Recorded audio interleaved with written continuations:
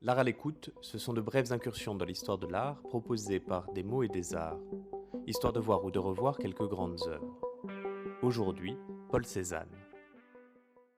Il est un reproche que les contemporains de Cézanne lui ont beaucoup fait, celui de ne pas finir ses tableaux, qu'il ne faisait en somme que les ébaucher. À sa mort en 1906, le marchand Ambroise Vollard descendit de Paris récupérer un certain nombre de toiles que Cézanne avait offertes à ses amis aixois. Ils s'en détachèrent à vil prix, précisément parce que ce n'était pas fini, et parce que Vollard leur assurait que c'était ce que les Parisiens recherchaient. Manière de reconnaître aussi que c'était vrai, que Cézanne ne finissait pas ses tableaux, ni même les figures qui les peuplent, pour preuve, celles que vous avez sous les yeux, dont les zones d'un blanc légèrement cassé sont en réalité les zones découvertes ou non couvertes de la toile. Pour preuve donc, l'immense tableau dans lequel prend place cette figure, à droite de la composition, contre un arbre.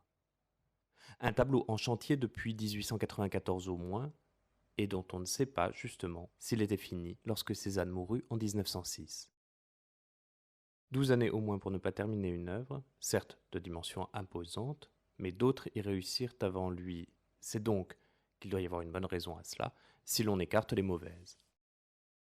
Une raison à ne pas remplir l'espace laissé littéralement désœuvré au premier plan de la composition, cet espace de surcroît indéfini vers lequel les baigneuses tendent leurs mains. Une bonne raison aussi à ne pas achever non plus les deux figures du fond, l'une debout, l'autre accroupie, dont les têtes sont laissées dans le même état qu'au premier plan du tableau, en son centre. D'autant que cette équivalence trouble un peu l'appréhension de l'espace qu'un tableau devrait déployer. Si l'œil rencontre un même ton, en l'occurrence quasi neutre parce que presque blanc, si l'œil trouve ce ton non altéré, non dégradé d'un bout à l'autre des différents plans, il n'en saisit pas bien les échelonnements, et il perd la notion de profondeur de champ, comme si tout se trouvait sur le même plan, à fleur de toile. Comme si, en somme, l'œuvre s'ouvrait par le désœuvrement, comme si elle s'ouvrait au réel, plutôt que de l'encapsuler dans son espace illusionniste. On pourrait donc logiquement penser que les grandes baigneuses, compte tenu de la situation du tableau dans l'œuvre de Cézanne, ne sont pas finies par accident, mais l'explication est insuffisante. Elle est démentie d'ailleurs par toute une série de tableaux antérieurs ou contemporains, dont on ne songerait pas à contester que leur auteur, que Cézanne, les considérait comme achevés, même si leur degré d'inachèvement n'est peut-être pas aussi élevé que dans les grandes baigneuses, et qu'il se devine d'ailleurs moins nettement qu'ici. D'ailleurs, la théorie de l'esquisse n'est pas complètement hors sujet.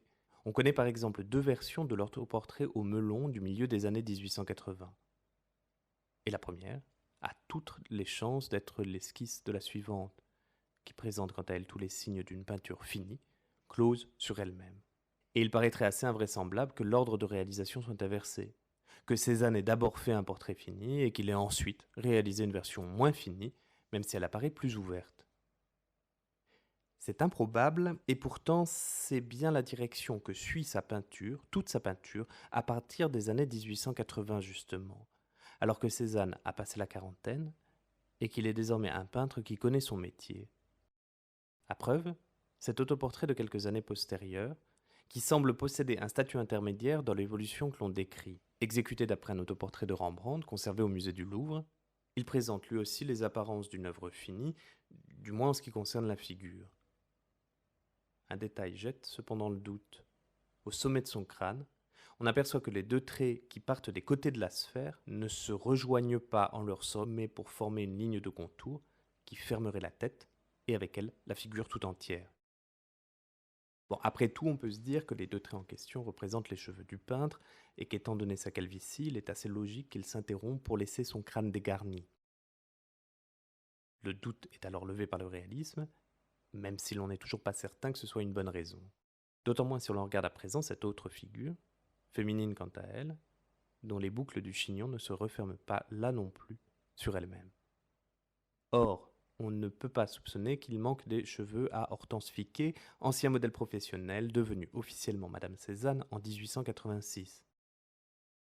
Cette lacune ne peut cette fois être expliquée par le souci de réalisme qui animerait Cézanne. D'autant moins qu'on retrouve ce petit trou dans le champ de la peinture cézannienne dans d'autres portraits d'Hortense, chaque fois à son sommet, comme si quelque chose d'elle s'échappait par le haut pour se mêler au tréfonds du tableau, c'est-à-dire à la toile elle-même. Cette discrète ouverture se vérifie dans d'autres portraits d'amis, comme celui du collectionneur et mécène Victor Choquet, dont la chevelure bleu-gris ménage là encore une zone dégagée qui ne correspond à aucune nécessité mimétique.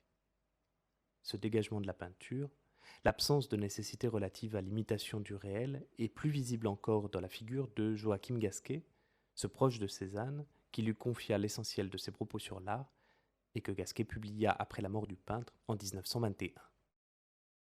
Il est étrange de constater qu'il a représenté son confident avec une sorte d'œil vide, grisé, tandis que la clôture formelle de son œil gauche, plantée dans celui du spectateur, contraste avec la vaste trouée qu'il a donnée à la chevelure de Gasquet.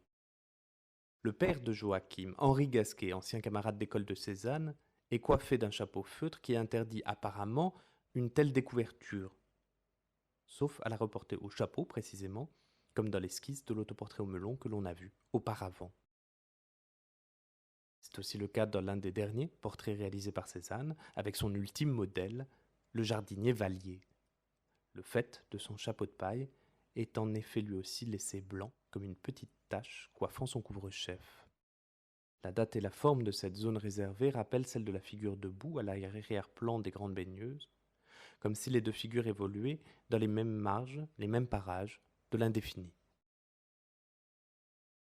Mais si l'on reporte cette fois son attention à des peintures d'un autre genre, en l'occurrence celui des natures mortes de Cézanne, on s'aperçoit qu'elles aussi comportent de pareils blancs, situés le plus souvent au point le plus élevé des objets figurés, en l'occurrence ici le bec d'une bouteille de liqueur, dont la blancheur rime avec le fond lui aussi clairsemé. Cette indéfinition n'est pas complètement nouvelle, mais dans une nature morte comparable, réalisée une dizaine d'années auparavant, Cézanne utilisait encore la peinture pour figurer la bouteille dans son état d'inachèvement. Ce bref retour en arrière n'en confirme pas moins qu'il recherchait depuis longtemps un moyen de rendre indéfinie une zone de chacun de ses tableaux.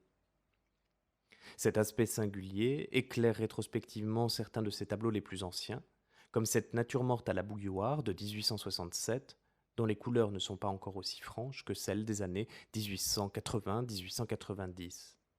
Comme si l'affranchissement des couleurs avait plus ou moins obscurément partie liée avec ce ton plus clair encore qu'autorise l'épargne de la toile. Ici ces sommets, sur la bouilloire, sur le pot de grès verni, sont signalés par convention avec des touches de blanc. Ces touches sont encore un dessus, pas un dessous, et le fait qu'elles soient plusieurs indique qu'elles ne remplissent pas encore la fonction de point de concentration de la lumière et de l'attention qu'elles vont jouer dans les œuvres postérieures. Pour s'en rendre compte, il n'est que de les comparer avec l'esquisse que constitue sa nature morte à la cruche de 1893, où le bec constitue bien le point de focalisation de l'attention du peintre comme de celui du spectateur, et où cette zone apparaît simultanément comme une zone d'indéfinition entre le motif, la cruche et son fond. Zone indiquée d'abord par le flanc de la cruche, où le reflet prépare en quelque sorte l'œil à se concentrer plus haut. Ce procédé se retrouve quasiment à l'identique dans une peinture de paysage datant de la période des Grandes Baigneuses, l'une des nombreuses vues de la montagne Sainte-Victoire, dont une face au sommet apparaît comme une surface accueillante, jumelle, des autres traces de blanc qui pourraient faire songer à des nuées. On aura donc compris qu'entre les portraits, les natures mortes et les paysages, Cézanne recourt à un même procédé, que l'abondance des exemples ne permet plus, ici, de considérer comme un simple accident. Ou plutôt qu'il faudrait considérer comme un accident qu'il maîtrise. Or c'est sans doute avec le thème des baigneurs et des baigneuses, des nus masculins et féminins, que cette correspondance des figures humaines avec la nature se fait le mieux sentir. Là que l'on devine l'ambition de Cézanne, peindre les hommes comme il peint les éléments naturels, avec la même touche irisée, dirigée, ne différenciant les uns des autres qu'au moyen de ces cernes bleues épais qui empruntent leur tonalité à l'air environnant. Ces cernes qui créent une osmose entre la figure et son milieu, et finalement, entre la peinture et la nature. Toutefois, même en tenant compte de ces précautions, si cette tête ne s'ouvrait pas en son sommet, elle ne serait pas aussi liée qu'elle l'est au fond dont elle se détache, fond dont elle ne se résout pas tout à fait à le quitter. Cette confusion parfois est extrême et elle requiert de la part du peintre qu'il marque ses figures d'une sorte de cachet de rouge aux joues qui réveille la composition, l'œil avec elle, et qui permet de bien les voir. Cachet rouge, qui apparaît dans l'économie de la composition comme une scansion, marquant çà et là chacune des figures comme figure précisément. Scansion sans laquelle on pourrait craindre de perdre la figure, ou bien, comme ici dans celle de gauche, que sa tête se réduise presque à un moignon. Ce qui apparaîtrait alors comme la conséquence ultime de la réduction des figures à leur aspect géométrique. Si Cézanne, pourtant, s'est risqué dans cette direction, il n'y est pas demeuré.